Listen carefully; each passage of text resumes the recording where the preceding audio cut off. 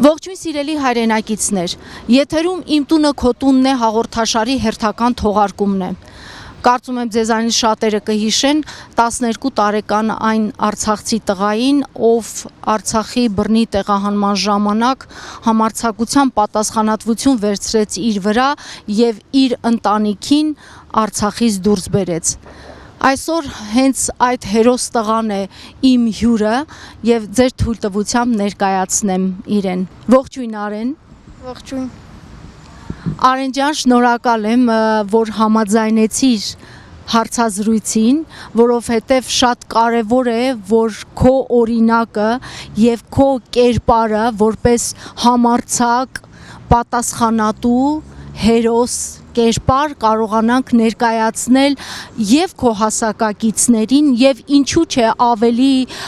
փոքր տարիքի երեխաներին, որովհետեւ այն ինչ դու արեցիր, իրոք համարձակություն եւ պատասխանատվության մեծ բաժին էր կրում իր մեջ։ Կուզեմ դու ինքդ ներկայացնես, թե որ թվականին ես ծնվել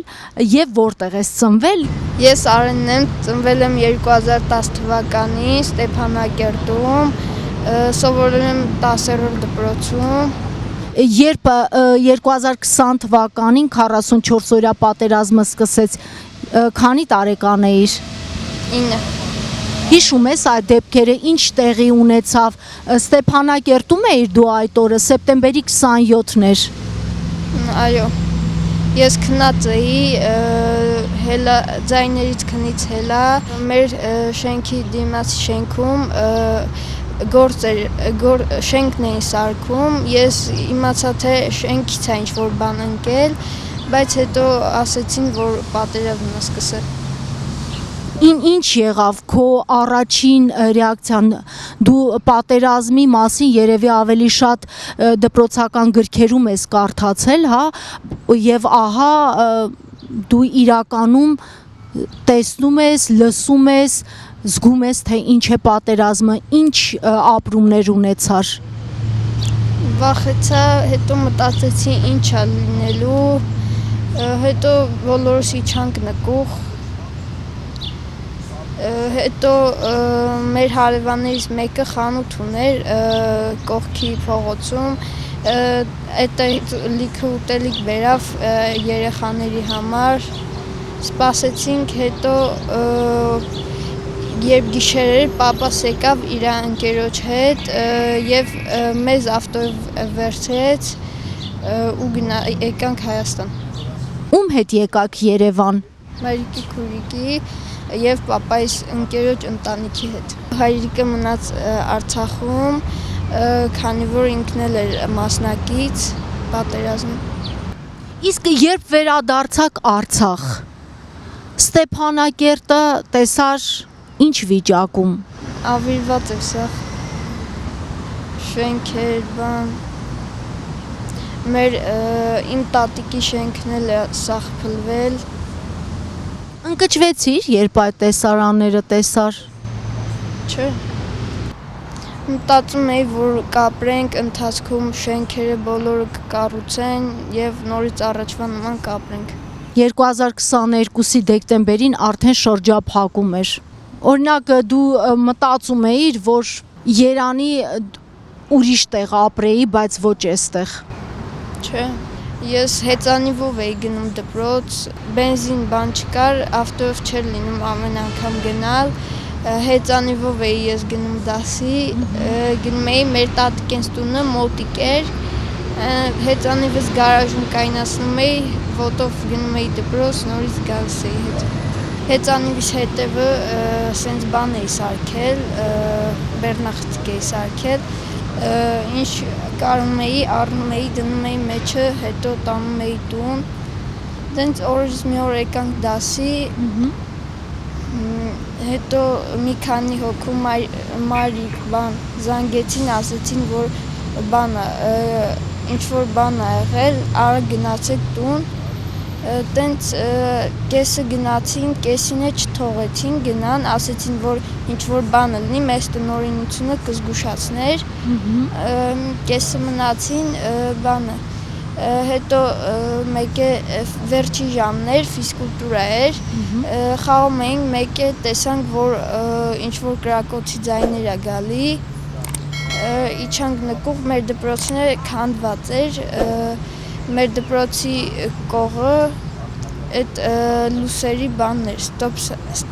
ինչ-որ լուսերի ստանցիա էր, միշտ որ ուզում են տեղի վրա խփեն, որ քաղաքի լույսերը գնա, մեր դպրոցի վրա են խփում, մեր դպրոցն տենց ամեն անգամ ավիրվում է,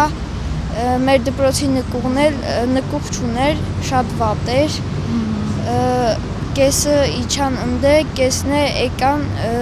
ես վազեցի մեր տատիկենց տուն, դե այնտեղ մոտիկա, իրանց շենքն է նկուղ չուներ, բայց կողքը մի հատ գարաժ կար, շատ նենց լավ էր սարքած, նկուղոն էր, մեծ էր, սաղ իջանք ըտե, հետո պապան եկավ, ոտով գնացինք դպրոց, ուրիշ դպրոց, այդտեղ նկուղը շատ լավ էր, ստեղ սպասեցի մինչև քուրիկս էլ եկավ, հետո պապան գնաց ավտոն վեկալեց, մեզ տարավ տուն, տենց տանը սպասեցինք, մեր տան ներքևն էլ մի հատ պոստ կար, բայց մերն էր, այդտեղից է որ կրակում էին, մեր մոտից շատ լավ էր լսվում, կռիվը գնում էր, բայց դեռ ճամփեքը չէին բացվել, որ դուրս գանք, հետո մի օր հետո հարևանները մեր եկան, ասեցին, որ արդեն թուրքերը մտել են քաղաք, ներքևն է արիապորտ կար, այդտեղ բան էր, այդտեղ ապահով էր, ասեցին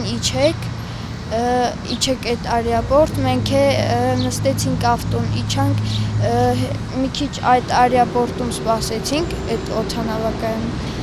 հետո պարզվեց, որ խաբել են, թուրքերը չեն մտել քաղաք, հետո հետ գնացինք տուն, քանի որ ասինք տանը երևի ավելի ապահով կլինի, այդտեղ սպասեցինք, հետո երբ իմացանք, որ ճամփեքը բացվել է, ավտո ենք բան գալի մեր համար,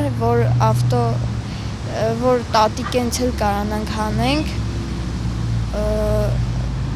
հետո մեզ մի հատ ավտո ունեինք, բայց չկարացանք սարքել, որ անսարքեր, չկարացանք սարքենք,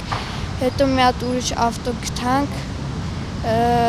պապան սարքեց, մեծ աղբերս պետք է քշեր ավտոն, բայց հետո տեսավ այդ վիճակը, որ շատ են ավտոները բան, ասեց չէ, ես չեմ կարա քշեմ, այն ավտոն, որ պապան պետք է վարեր, իրա ծնողներն էին մեջը, քուրը, եղբայրը, իսկ այն ավտոն, որ ես էի վարում, մաման, քույրս, եղբայրս, պապան մի ավտոն քշում էր, մի 5 մետր բան, հետո ոտով հետ էր գալի, մյուս ավտոն էր քշում, տենց տեսավ, որ չի կարա լուսենց, ասեց արեն դու նստի քշի, 20 թվի պատերազմից հետո հայրիկը ինձ սովորեցրեց, ասեց կարող է պետք գա քեզ։ Նստեցիր ղեկին, դժվար չէր, ինչ զգացում կար, այդ պատասխանատվության զգացումը, թե վախի զգացում էր, թե ամեն բան մի կողմ էիր թողել, հասկանալով, որ ամբողջ ընտանիքին տեղափոխելու պատասխանատվությունը դու ինքդ վերցրել ես քո վրա։ Այո, ես այդ պատասխանատվությունը վերցրել էի իմ վրա, վախ կար, բայց այնքան դանդաղ էին գնում, որ տենց վախենալու չէր։ Ես մինչև Գորիս եմ բերել,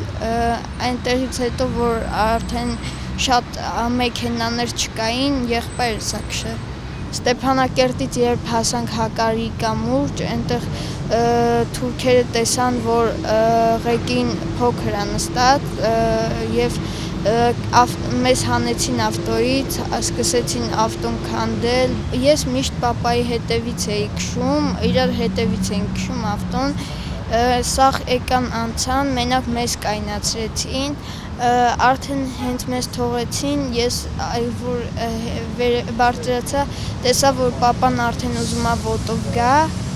հետ գա դեպի քեզ։ Հետ գա, որ անցկացնի մեզ, հետո տենց չեկավ։ Այսինքն արդեն թուրքերը ձեզ թողել էին, հա, էլ հայրդ հետ չեկավ, տեսա, որ թողել են, որ անցնեք, հա։ Այո, Հետո երբ արդեն տեսան, որ բան չկա, ինչ որ թողեցին, արդեն երբ հասանք Գորիս, այնտեղ մեզ վառելիք բան տվեցին ավտոյի համար, հետո գնացինք դիմացը ուտելիք բան տվեցին, հետո գնացինք գիշերը մնացինք Գորիսում, առավոտ արդեն ճանապարհվեցինք։ Իսկ դպրոցում ինչ ձև ընդունեցին քեզ։ Մեզ հարազատի պես ընդունեցին։ Մինչև հիմա էլ լավ են, հա, քո դասարանցիները ինչ վերաբերմունք ունեն քո նկատմամբ եւ հետաքրքիր է, ուրիշ արցախցիներ կան քո դասարանում։ Այո։ Իրար հետ շփվում ենք, ընկերություն ենք անում։ Ստեփանակերտում կա մի բան, որ դու օրինակ որպես արդեն ճարտարապետ կուզես փոխես, որ պատերազմը եղել է, այնտեղ շատ շենքեր կիսատ են մնացել, նաև շատ շենքեր էին սարքում 20 թվից հետո, էլի կիսատ են մնացել, այդտեղ կփոխեմ, արդեն թուրքերը 23 թվից հետո իրանց շենքերն են սարքել, նաև դա կքանդեմ եւ մեր հայկական ձևերով կսարքեմ։ Հիշում ես ձեր տունը, ձեր փողոցը, Ստեփանակերտը, երազում ես վերադառնալու մասին։ Ամեն առավոտ, երբ արթնանում եմ, հիշում եմ իմ ընկերներին, որ ամեն առավոտ Արցախում արթնանում էինք, իջնում էինք բակ, խաղում էինք, գնում էինք իրար տուն։ Երազում եմ հետ վերադառնալ Արցախ, նույն ձև, ինչպես որ եկել եմ այստեղ, բայց ավելի ուրախ։